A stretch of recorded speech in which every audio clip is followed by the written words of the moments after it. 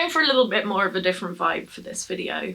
I'm not going to edit this at all. We're going to do this in one take. So, yeah, buckle up. Hey there, Poetry Pals. Welcome back to another video. This week, I'll be talking about my dad, about grief, and about my book, and how that has all grown and changed over the last 5 years. So, grab a cup of tea, settle on in, let's talk, baby. Yeah, no takes. We're just going all the way.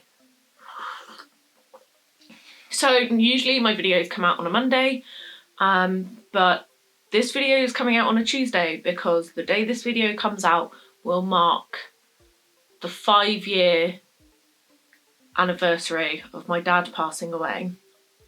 I'm filming this the day before, but generally this whole time of year I find incredibly difficult. Couple grief with a bit of seasonal depression, and the fact that my parents divorced when I was 15. They separated right near Christmas time. So like, I don't know, man. I think it's understandable that I don't like the festive season. So yeah, I'm filming this the day before and I'm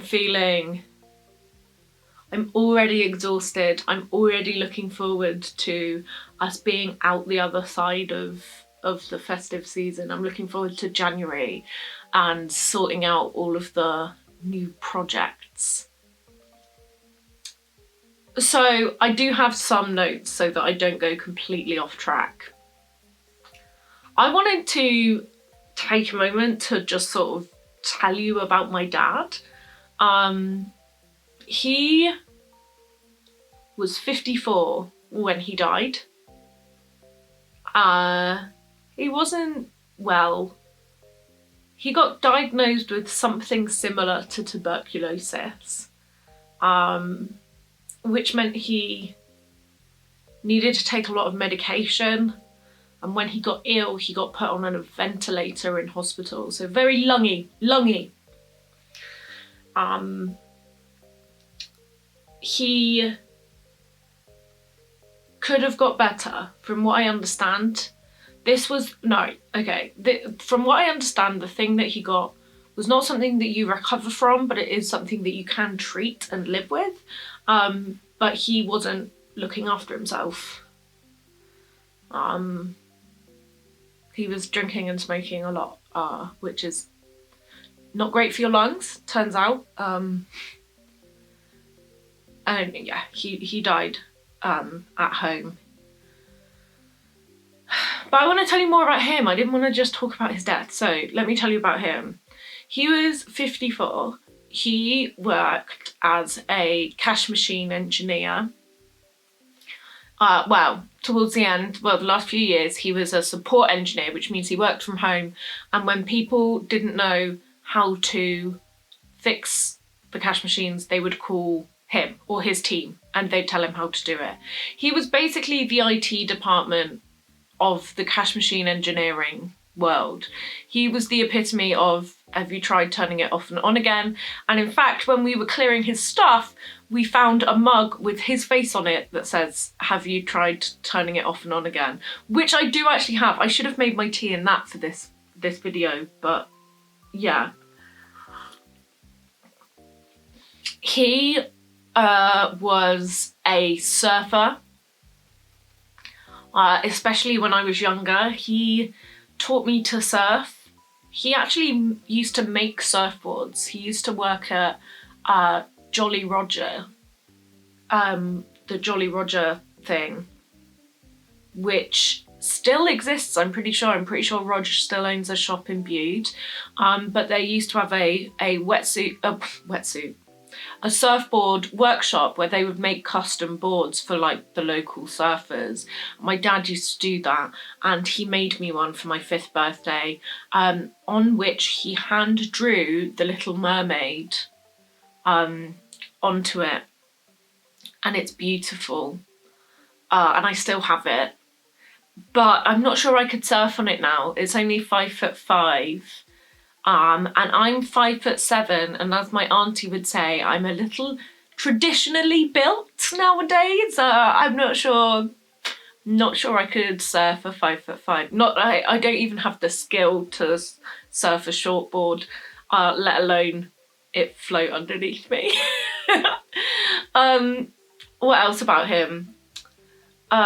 He loved to tell stories. He used to tell us bedtime stories all the time.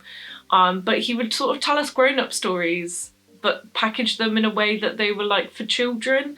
So he once spent several months each night giving us, or each week giving us an update on how he met Mum.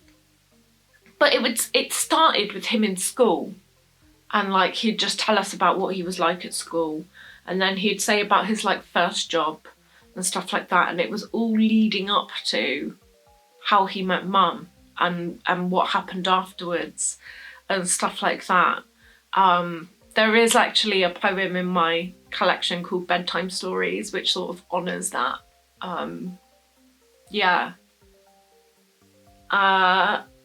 I think my favourite story he told us was one that happened a little bit later. Going back to his job as a cash machine engineer, he was called out to Hatherley, which is not too far away from where we lived, where I grew up. And the reason he was called out is because someone had stolen the cash machine. And the bank had called the company that Dad worked for and said, "Hello, we need a new cash machine because the old one is stolen." And they went, "Oh, okay, weirdly, we can't give you a cash machine without one of our engineers confirming that a new cash machine is needed." So even though the cash machine was gone, basically I think they used small bits of dynamite and blew it out, and then used a tractor to pull out the cash machine from the wall and drive off. But yeah, so Dad had to drive to Hatherley just to go, "Yeah, that cash machine's gone." He said it was the easiest thing because he used to cover the whole of the southwest. So he used to go all the way like up to like South Wales, over to Southampton. And so yeah, only having to drive 20 minutes or so was actually quite a relief.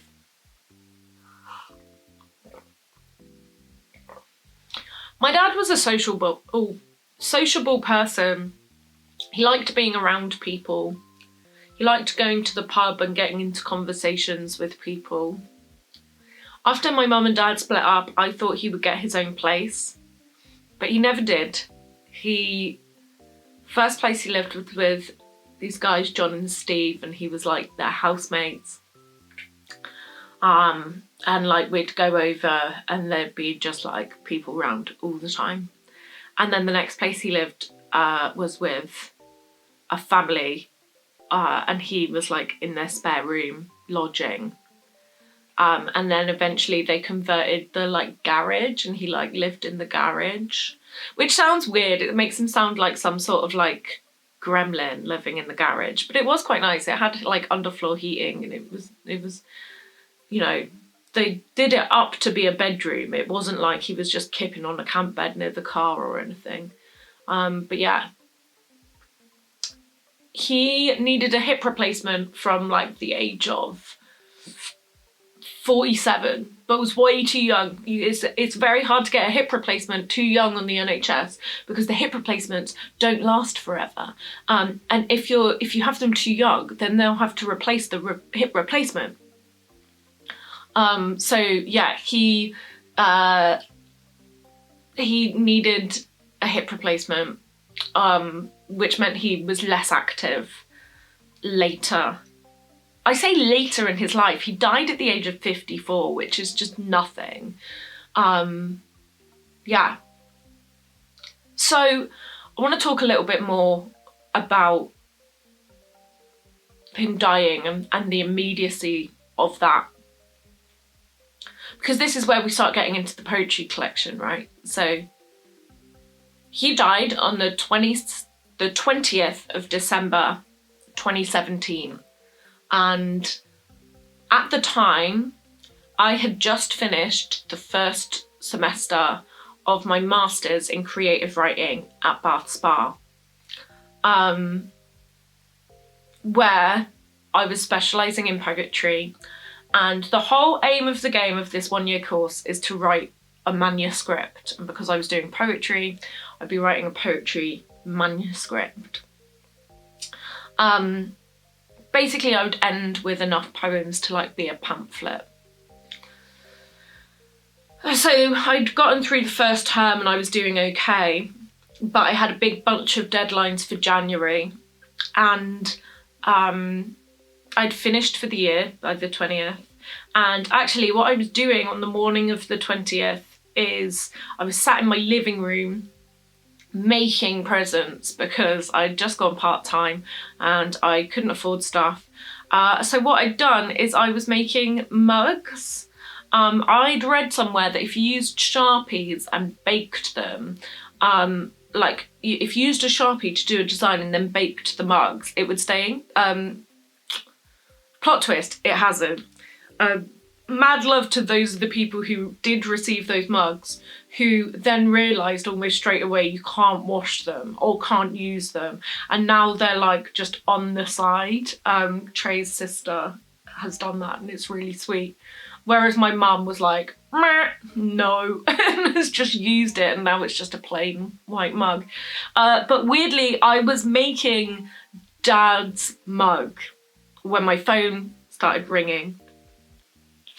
And I thought, it was my dad's landlady's boyfriend on the phone.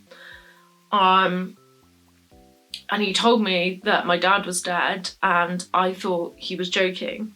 And he was like, why would I joke about that? And I said, I didn't respond, but I was just like, he absolutely would joke about that. Do you know what? I haven't spoken to him in 5 years, but I fully believe he is the sort of person who would make that joke. Anyway, now's not the time to be airing those dirty laundry. I ended up speaking to like a policeman who was explaining what was going to happen to his body. And it was around then that I felt really small. I was 24 at the time, and all of a sudden I was the oldest sibling of a single man who had died. I was the oldest sibling, the daughter of a single man who had died, and I had to tell everyone. So I had to call people, I had to call my mum, I had to call my sister who was on the other side of the world. She would have been, 22 and 21, 22. She was in Australia. She was drunk because it was the middle of a night over there, and I had to tell her, and I've never felt more far away from anyone than having to tell her that. I had to call my uncle. Luckily, Uncle James, my dad's brother, agreed to tell his mum and his sister, so I didn't have to do all of that side of the family. But yeah, that was a really hard day. And fun fact, I haven't worn underwired bras, not really, since then. I remember packing to go home and just being like, now is not the time for underwiring. The shock of it was just insane. We knew he wasn't well, but as far as we were aware, he wasn't likely to die, which is why he had to have like an inquest thing or whatever. And over the next few weeks, I stayed at home in Devon and dealt with the admin of death. We planned his funeral. I sorted out his death certificates. We had to start clearing out his space, his room, and I contacted my university and asked them to delay my deadlines. They're like, you can get an automatic 2-week extension, but if you want anything, and I was like, I need more than 2 weeks. And they said, okay, well, if you do need more than 2 weeks, you have to send us the death certificate before we will officially extend it. And I was like, what? So did that. And so we had the funeral about a month later. And a month might seem like a really long time. But to be perfectly crude, a lot of people die at Christmas. And a lot of people who are involved in processing the dead have holiday at Christmas, as they should. It just meant that there was a backlog of bodies.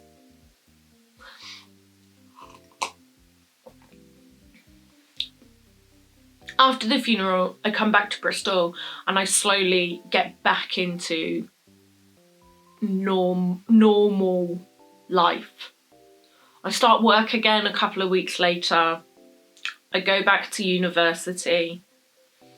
And all of a sudden, all of the January deadlines are in May, alongside the May deadlines. And I had something like 40 poems to write and submit by May.